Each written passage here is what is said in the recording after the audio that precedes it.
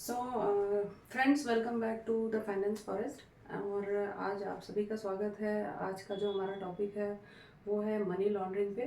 तो आज हम डिस्कस करने वाले हैं मनी लॉन्ड्रिंग क्या होता है, complete information about money laundering, और इसके लिए एक्ट क्या बना है और क्या रेगुलेटरी अथॉरिटी है, क्या प्रिकॉशंस हैं, क्या प्रिवेंशन किए जाते हैं, कैसे कैसे किस किस तरीके से मनी लॉन्ड्रिंग की जाती है, उससे बचने के लिए बैंक इंडस्ट्री में, फाइनेंस इंडस्ट्री में क्या क्या उपाय किए जाते हैं। ये सारी जानकारी मैं आज आपको इस वीडियो में प्रोवाइड करने वाली हूँ। सो वीडियो लास्ट तक देखें और वीडियो में मेरे साथ बने रहें।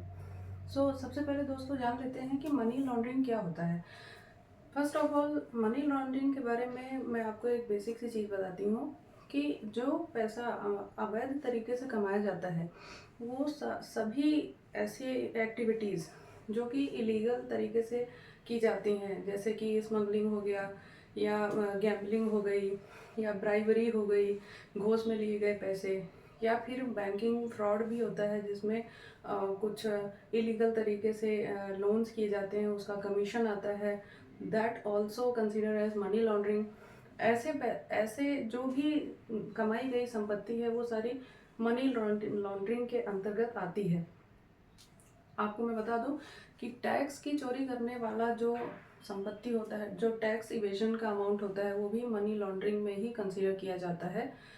सपोज हमने बहुत जो बिजनेस क्लास है, जैसे यूजुअली लोग टैक्स की चोरी करते हैं, वो बचा हुआ पैसा और उसको फिर कैसे ब्लैक मनी से वाइट मनी में कन्वर्ट कैसे किया जाता है, इस ये पूरा जो एक साइकिल होता है वो मैं आपको समझाने वाली हूँ वाइट बोर्ड पे। उसके थ्रू ही लोग ब्लैक मनी को वाइट मनी में कन्वर्ट करते हैं, that is called money laundering. So अभी हम जान लेते हैं कि मनी लॉन्ड्रिंग में कुछ स्टेजेस होती हैं जिसके माध्यम से, जिस तरीके से पैसे को एक प्रॉपर बैंक ट्रांजेक्शन के थ्रू रोटेट करके और उसको वाइट मनी में कन्वर्ट किया जाता है। तो हम देख लेते हैं दोस्तों, there are 3 stages of money laundering.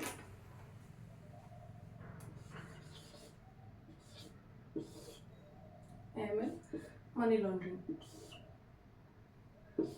पहला है placement,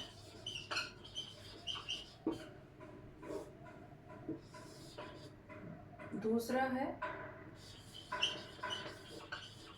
layering, and the final stage is integration.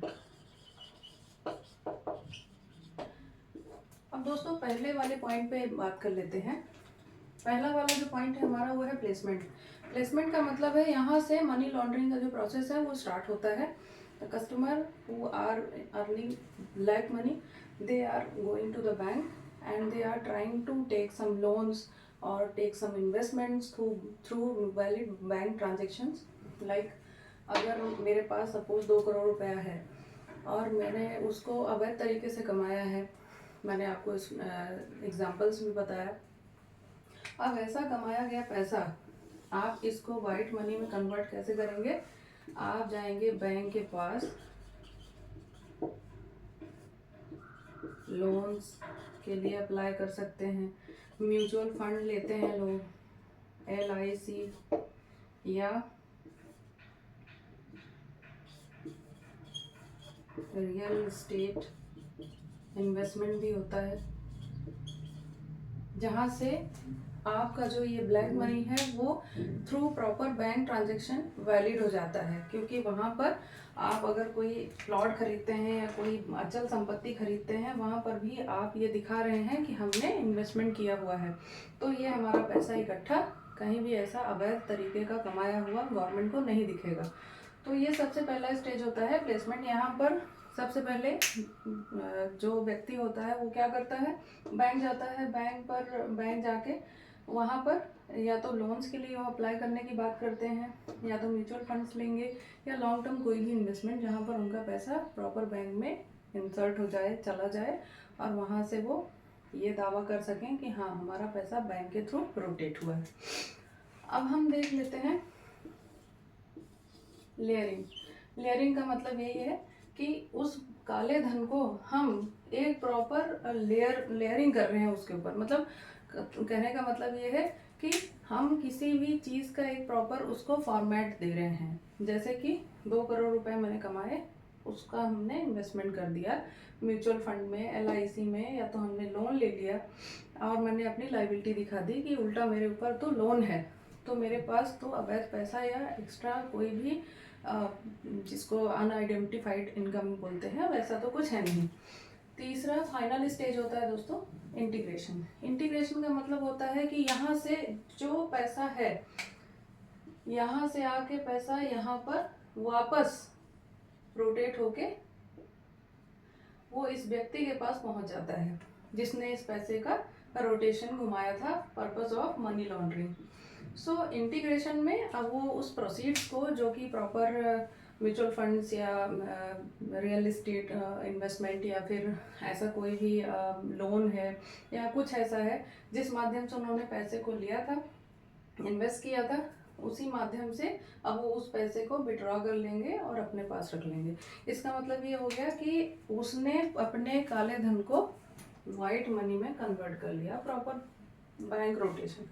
तो अब ये गवर्नमेंट की नज़र में भी नहीं आएगा और ये प्रॉपर उसका वाइट मनी में कन्वर्ट हो चुका है। सो फ्रेंड्स, ये साइकिल है, बेसिक साइकिल है मनी लॉन्ड्रिंग का।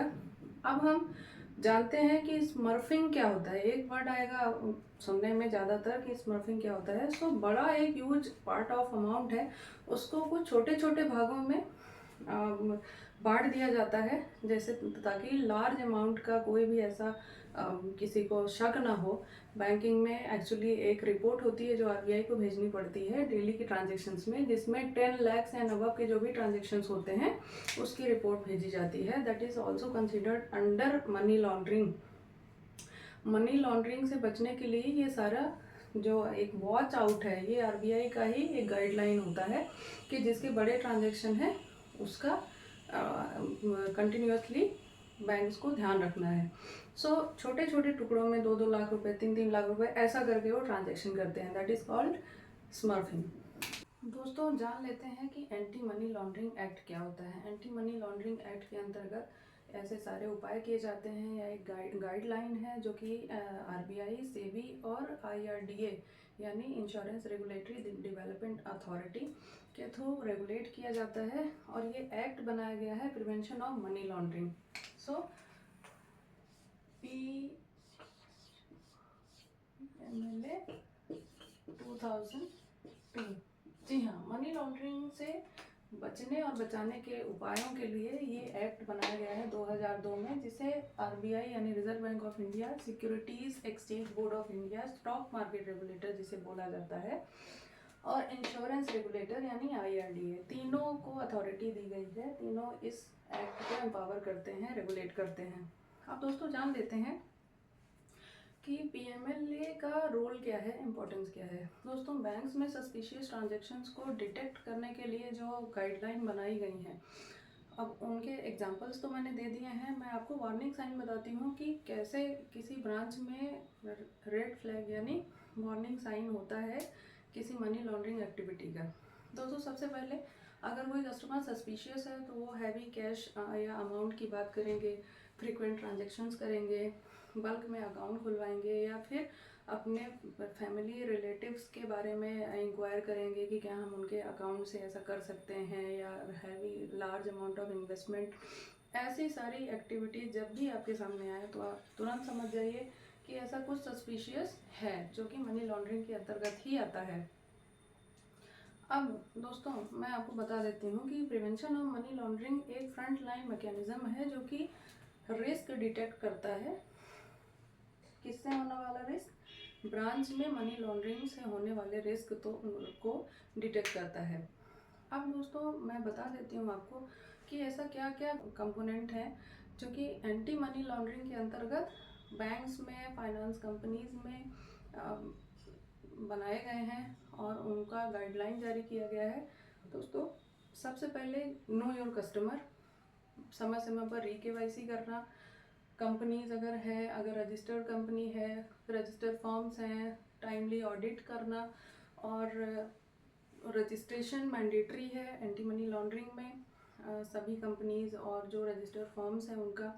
साथ ही साथ employ awareness and training programmes किए जाते हैं टाइमली, जिसमें अपडेटेड उनको अवेयरनेस बताई जाती है अबाउट मनी लॉन्ड्रिंग।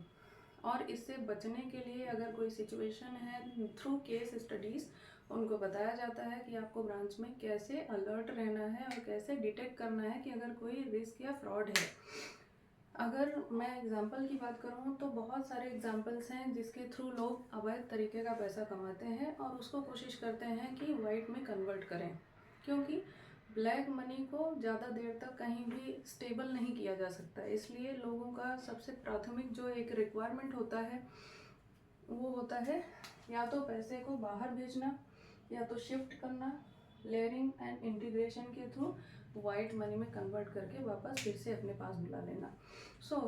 ये जो प्रोसेस है पूरी, इसको एक बार जान समझ लेना बहुत अनिवार्य है। अगर आप बैंकर हैं, अगर आप कस्टमर हैं तब भी, और अगर आप कोई फाइनेंस कंपनी रन कर रहे हैं या बिजनेस कर रहे हैं, then also you have to know कि इन सब चीज़ों के जो सिंबल्स हैं वो क्या हैं, वार्निंग साइन क्या हैं, और अगर खुद कभी ऐसी सिचुएशन में हम पड़ते हैं तो हमें क्या करना चाहिए।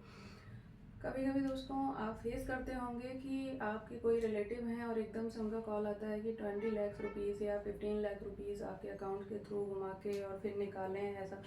दोस्तों मैं आपको एडवाइस करूँगी कि ऐसा आप कभी ना करें, क्योंकि दिक्कत तब आती है जब आप खुद का टैक्स रिटर्न फिल करते हैं तो आप उसको आइडेंटिफाई नहीं करते ये पैसा कहाँ से आ रहा है।